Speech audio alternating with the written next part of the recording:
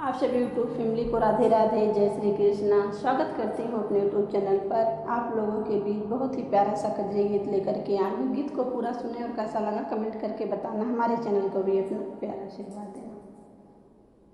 कि हमें का भोरे भोरे सासु ना जगावल करा, झगड़ा जिनी मचावल करना।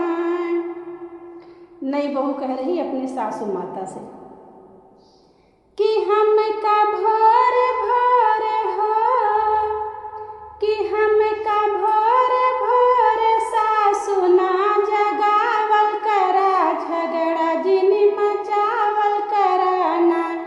हम का भोरे भोरे सासु जनी जगावल करा, झगड़ा जनी मचावल कराना।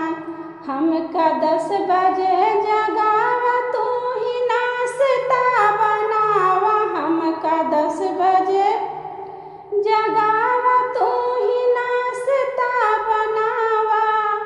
हमरे बेडरूम में लाई के पहुँचावल करा, झगड़ा जिनी मचावल कराना।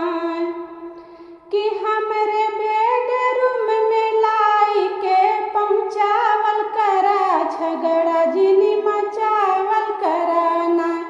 हम का भोरे भोरे, कि हम का भोरे भोरे सासु ना जगावल करा, झगड़ा ना मचावल कराना। नैहर रहली हम सुकुवार कैली बहुत आराम, नैहर रहली हम सुकुवार कैली बहुत आराम, कैली बहुत आराम, कैली बहुत आराम। हमका कही कही के, हमका कही कही के ताना ना सुनावल करा, झगड़ा जिनी मचावल कराना। कि हमका भोरे भोरे सासु ना जगावल करा, झगड़ा जिनी मचावल कराना, झगड़ा जिनी मचावल कराना।